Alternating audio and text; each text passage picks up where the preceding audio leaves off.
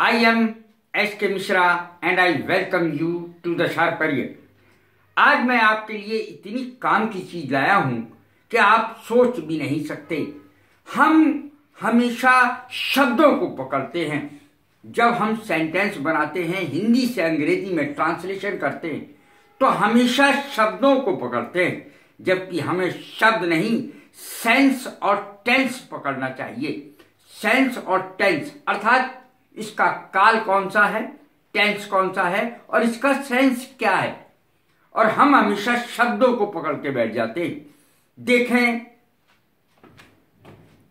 Translation बनाते समय शब्द नहीं, सेंस और टेंस को पकड़ो। यही मैंने इसका हेडिंग भी दिया है। आपने देखा होगा या मैंने हमेशा ही देखा है, जब मैं बच्चों को पढ़ाता हूं, छोटे बच्चों को जब मैं पढ़ाता हूं कभी क्लास, तो मैं उनसे पूछता हूं, मैं जाता हूं कि अंग्रेजी बताओ, तो वो हमेशा बताते हैं आई एम गो। मैं जाता हूं, आई एम गो, जो बिल्कुल गलत है। आई एम गो वो सेंस में बनाते हैं कि जाता की अंग्रेजी गो हो गई, मैं की अंग्रेजी आई हो गई और हूं की अंग्रेजी एम हो गई। इसीलिए वो सेंटेंस हमेशा बना लेते हैं। आई एम गो मैं जाता हूं, आई एम ईट मैं खाता हूं। इस तरीके से सेंटेंस बनाते हैं बच्चे, लेकिन ये बिल्कुल गलत है, क्योंकि प्रेजेंट इंडेफिनिट का ये सेंटेंस है। प्रेजेंट इंडेफिनिट में ता है, ती है, ते है इत्यादि शब्द वाक्य के अंत में आते हैं।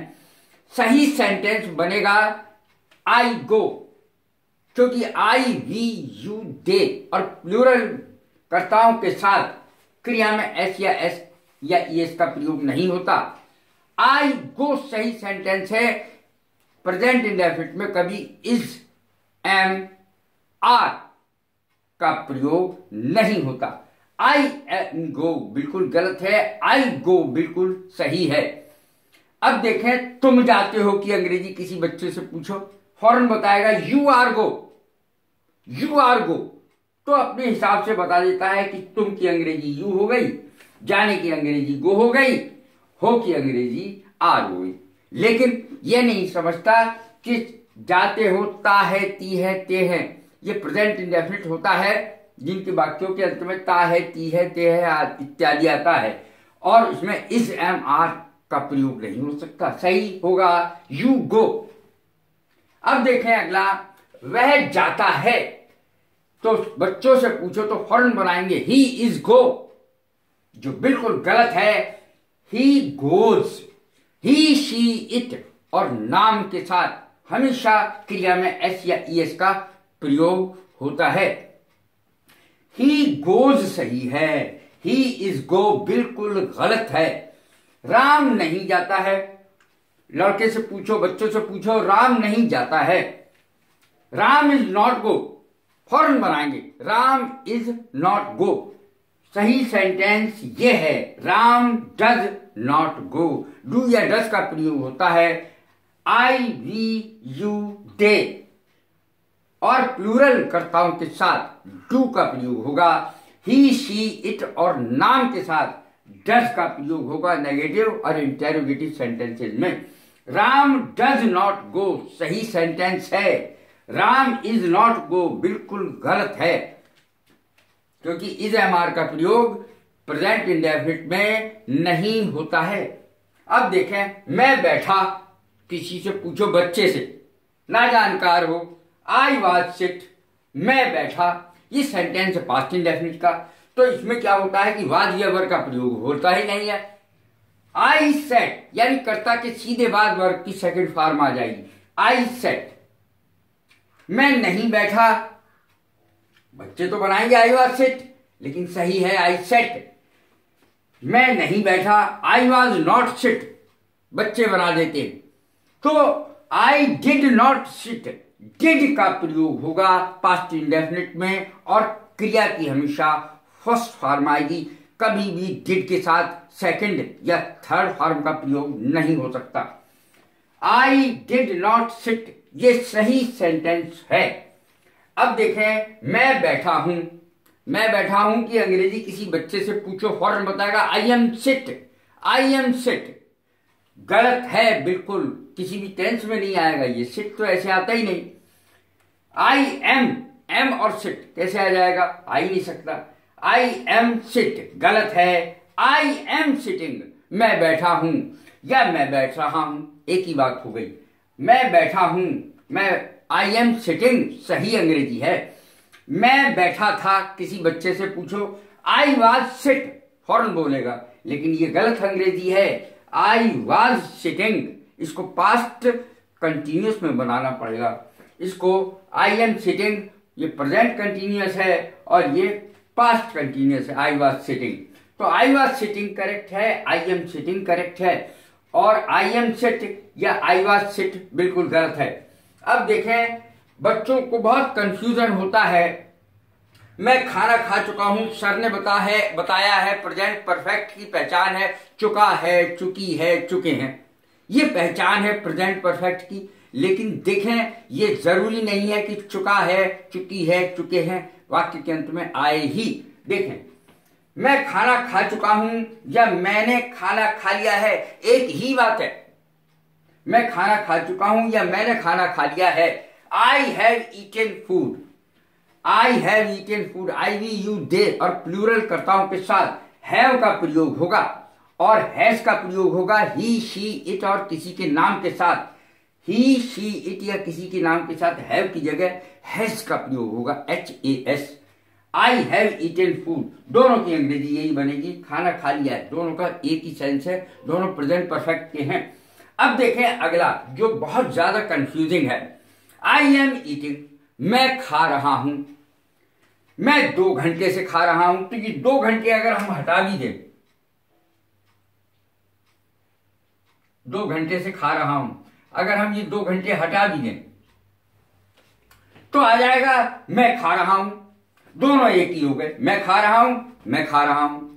2 घंटे से लगाने के बाद वाक्य में परिवर्तन आता है, क्यों? आई एम ईटिंग मैं खा रहा हूं, वर्तमान में खा रहा हूं, और यदि मैं पहले से खा रहा हूं, चाहे कितना भी थोड़ा समय ही बीता हो, यदि मैं पहले से खा रहा हूं तो उसका सेंस होता है I have been eating for 2 hours. I have been eating, I have been eating का खुद का मतलब यह है कि मैं थोड़ी देर पहले से खा रहा हूं और अब भी खा रहा हूं। I have been eating for 2 hours अगर नहीं भी लगा हो तब भी आई हैव बीन ईटिंग आएगा यदि कार्य पहले से हो रहा है, यदि खाना पहले से खाया जा रहा है। इस सेंस को समझने का प्रयास करें। जबकि देखिए हिंदी दोनों की एक सी बैठ रही है। मैं खा रहा हूं, I am eating present continuous हो गया। प्रेजेंट परफेक्ट कंटिन्यूअस यानी कुछ समय बीत चुका है। मैं 2 घंटे से खाना खा रहा हूं, समय न भी दिया हो, यदि पहले से कार्य चल रहा है तो आई हैव बीन ईटिंग आएगा। I have been playing, I have been eating, I have been going, I have been talking, I have been walking, यानी पहले से कार्य चल रहा है, थोड़ा पहले से, यानी कुछ समय बीत गया है। I have been eating food for 2 hours मैं 2 घंटे से खाना खा रहा हूं। तो इतने इस सेंस को जरूर पकड़ लें। दूसरे, अब देखिए शब्द को हम पकड़ते हैं और उसकी सेंस को नहीं पकड़ते हैं। देखिए कितना गलत हो जाता है। उसका सिर चक्कर खा रहा है, उसका सिर चक्कर खा रहा है। तो हम साधारण जब अंग्रेजी बनाते हैं तो क्या बनाएंगे पता है? देखें, his head is eating circles, उसका सिर चक्कर खा रहा है। यदि हमसे नहीं आता है तो हम ऐसे अंग्रेजी बना देते हैं शाब्दिक, जो बिल्कुल गलत है।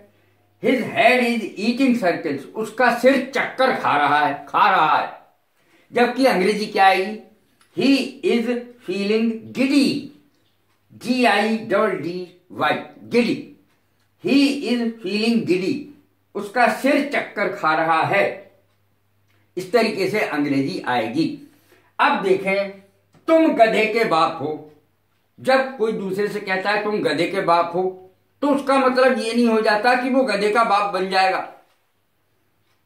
देखें, you are father of a donkey, you are father of a donkey. तो इस प्रकार से हम जो सेंटेंस बनाते हैं वो गलत है, क्योंकि उसका सेंस नहीं है कि वो गधे का बाप हो गया। देखें, असलियत में उसकी अंग्रेजी है यू आर ए फूल, आप उसे बता रहे हैं कि आप गधे के बाप नहीं हो, मूर्ख हो, मूर्ख कह रहे हैं। तो सेंस को पकड़ना जरूरी है। You are father of a donkey नहीं, यू आर ए फूल, इसकी सही अंग्रेजी होगी। अब देखें, मैं दिल्ली जा रहा हूं। अब मैं दिल्ली जा रहा हूं, मैं को तो लगाई हुआ नहीं है। देखें, हम सीधे बना देते हैं I am going Delhi, I am going to Delhi होना चाहिए, I am going to Delhi, और हम बनाते हैं आई एम गोइंग दिल्ली, अर्थात जो गलत है। टू लगेगा और हम शब्दों में इसको बोलते नहीं है। मैं दिल्ली जा रहा हूं, मैं दिल्ली जा रहा हूं का अर्थ ही यह है मैं दिल्ली को जा रहा हूं, लेकिन को तो हम बोलते नहीं।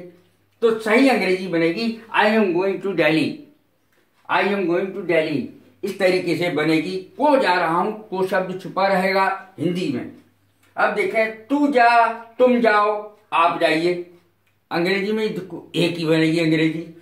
तू जा, तुम जाओ, आप जाइए, सबकी अंग्रेजी क्या बनेगी? You go. अब हिंदी में तो तीन है, तू, तुम, आप, लेकिन अंग्रेजी में सिर्फ एक है, यू, यू गो। अब आगे चलते हैं। राम ने रावण को मारा, या रावण का वध राम ने किया।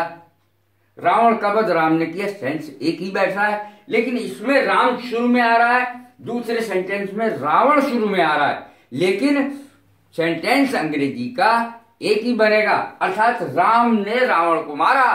Ram killed Ravan, past indefinite का सेंटेंस है, राम किल्ड रावण। इसमें रावण पहले आ जाने से रावण पहले नहीं आएगा। राम ने रावण को मारा है, राम किल्ड रावण, इस तरीके से अंग्रेजी बनेगी। चाहे राम ने रावण को मारा या रावण का वध राम ने किया, अंग्रेजी यही बनेगी, राम किल्ड रावण। कैसी लगी है मेरी वीडियो? लाइक करें, शेयर करें, सब्सक्राइब करें। God bless you.